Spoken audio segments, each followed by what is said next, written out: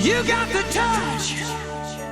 So here I am switching into review mode once again, and it's my first Energon review with this Rodimus.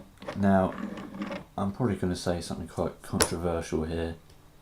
I like Energon. It's actually probably one of my favourite Transformers lines.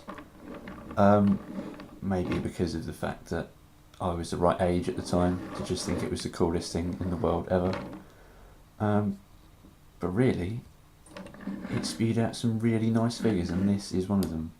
Just look at this truck. It's just so pimped out. There's huge thrusters on the back, and the big spoiler, and all these tubes, and it's just the flames.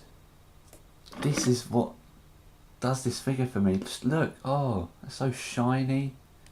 And the windows are shiny as well, and it's got this huge front grille. It's a perfect truck. It's just so nice. I want to see more like this, please, Hasbro. Also on the back, you've got this big flamethrower thing. You don't really need it on there. That's just where his gun goes. But again, that's shaped like some sort of huge turbine spewing out flames as it rockets along, even though it's a truck. But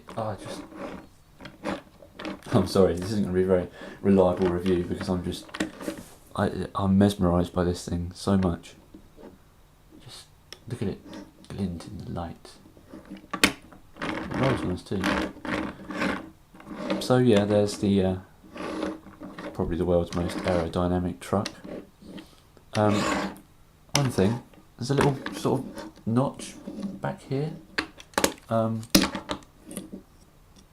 someone please tell me what this is for? Because you cannot put a trailer to this. You can't put Energon Optimus's trailer to it.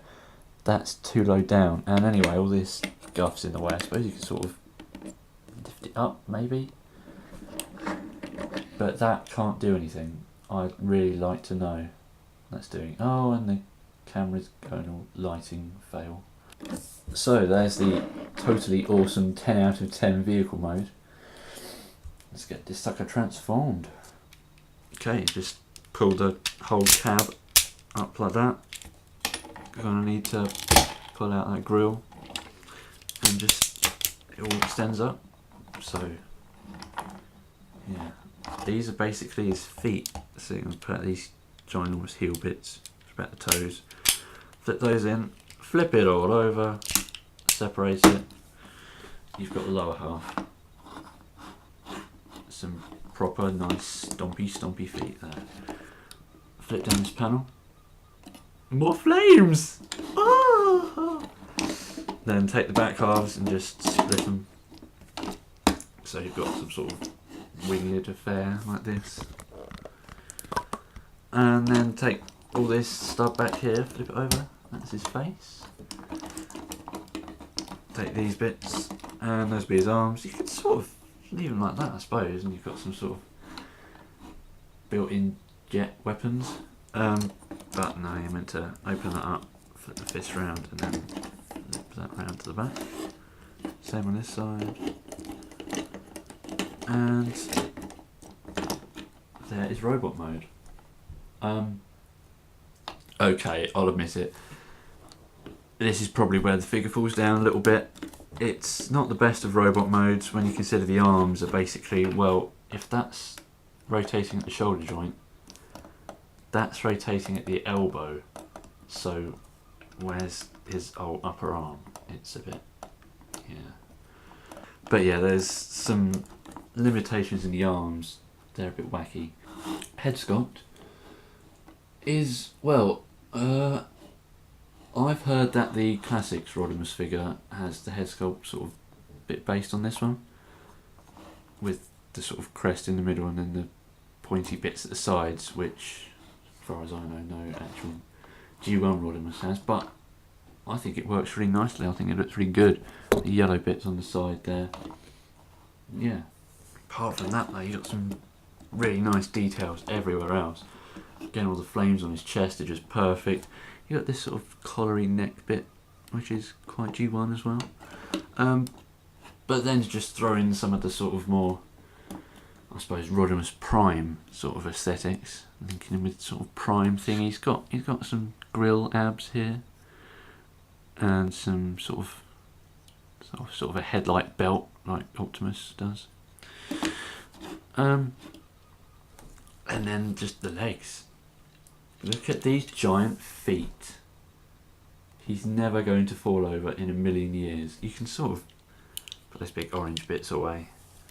He'll still stand up. But somehow not as well, even though his feet are still that big. When it comes to the legs, you've got articulation there. Really nice ratcheting, but it's sort of one of these ones where you can put the legs apart, but the smallest amount you put them apart is too far for just standing there. You're just like, whoa! No. So yeah, they do go all the way with some beautiful clicking, and you know,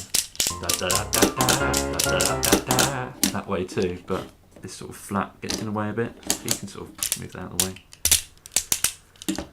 So he'll do a lot of poses, a lot of ratcheting. Knees are nicely ratcheted as well. You've got a joint down here, but that's not really knee, that's for transformation. So it's a shame that really just standing there you have to have his legs like that, otherwise he just looks stupid. But I suppose I might as well bring in the gun here. Take it into one of his fisties, and yeah, you know, you can. His arms are good enough for holding it as a gun. And of course, like every single Energon figure, it has a firing missile. It kind of looks quite good actually, without the missile in. Looks like one of the sort of jet turbine-y things. But of course, it is just completely translucent orange, so it just looks like it's made out of the thing it's shooting. When I look at figures like this, I can't see how people say they don't like Energon. Because this thing is perfect. We're not going to have anything that's painted anywhere near as nicely as this anytime soon. Just the flames and the shiny blue bits as well. It's all round really nicely done figure. And yeah, on the back it's just a sequence of hinges there, but we'll get to that in a minute. I'm not really sure what these bits are for. Maybe they're guns too. Probably did notice his arm here, he's got the little spark crystal thing to put an Energon star on. And over here is just another sort of 5mm hole to put a gun in. But where it is inside his arm like that doesn't really work. So, robot mode. But there's more. Being an Energon Autobot, he can go ahead with the whole silly power links thing. And with him, it basically involves splitting him in half to reveal the magic universal anyway up clip that looks quite cool in itself. I'm going to start with sort of making him a torso first. So you've got him like that. You need to flip the hands in and just basically put the arms back to how they were in vehicle mode.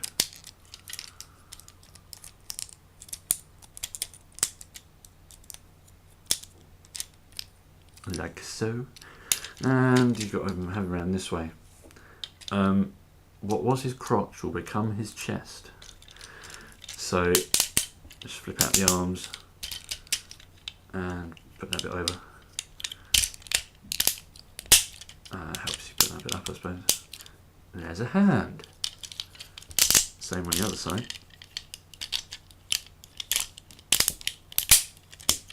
There's another hand. Turn that round, bring over his head.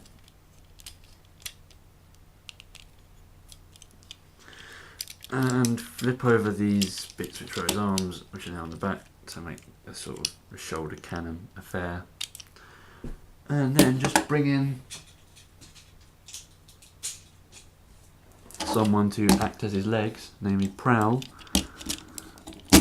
Chunk. There you have Energon Rodimus, yeah. Winner of Mr. Disproportionate 2004. I mean, these things never worked very well, to be honest. Look at him. These tiny, stubby, really thick arms that move right by his neck. You've got the sort of, I suppose these bits can sort of remind you of the sort of big orange wings on the back of G1 Rodimus, maybe. It looks, I'm going to be honest, yeah, it looks silly, okay. With proud as the legs like this, they're just so lanky and long, and just, what were they thinking when they made this abomination? Yes, it's fun to have power links and all that jazz, you know, combining anything with anything, basically. I mean, I've even heard you can put these deluxe ones with like the Voyager equivalent ones. I've never had any Energon Autobots that size, so I don't know if that works. I haven't tried it myself, but I suppose it's a great piece of playability when you can just chuck any two robots together and make this gigantic abomination, which actually isn't much bigger than one of the robots on their own. Which makes you think, why is this an advantage in battle to suddenly be so bulky, hardly able to move at all, and then have all that hanging off your back? Every single one of these configurations has got one hell of a lot of back kibble, basically because this is where the robot's arms go all the time. It's only the legs that ever get in on the act, really. And yes, if you're making a pair of legs, the guy's head's going to stick out his bumhole. I think it's time we moved on. So you've got Rodimus in his chunky arms and a head and virtually no body mode. And let's get him into a pair of trousers, shall we? Flip around these army pokey bits. Put his head just flat to that, really. Flip it. So that's obviously where it's going to connect, and you just basically bring those bits down so they make the legs just as they were in normal robot mode. So like that. You just split him in half and chuck another bot on top. So yeah, there's a little Powerlinks Optimus on there. I suppose that's sort of the only configuration you should have between those two, really. You can't see his head poking out between his legs. Yeah, I didn't say any of these worked particularly well.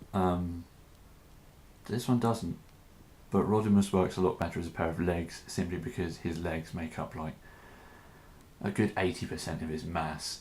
So that's where all the good stuff is. Going up, yeah, this isn't a little Optimus Prime review, but this combined mode is awful. He hasn't got any hands, he's got, what? His shoulders become elbows and he hasn't got any shoulders. I'm not going to go into that now. Yeah, that's probably enough of that too. So, there's Energon Rodimus. He's probably one of the best Energon figures you're going to pick up. Certainly, I'd say he's probably my favourite. It's a nice bit of sort of nostalgia for me, looking at this figure. It takes you back to a time long past when robots were nice and big and clunky and chunky, and beef was all around basically, and everyone came with a firing missile. Those were the golden days. But yes, to be honest, he's not the most articulate thing you're going to buy, but he is damn well the most shiny thing you're ever going to see. So buy him just for that, if you can. And buy me some more Energon figures, please.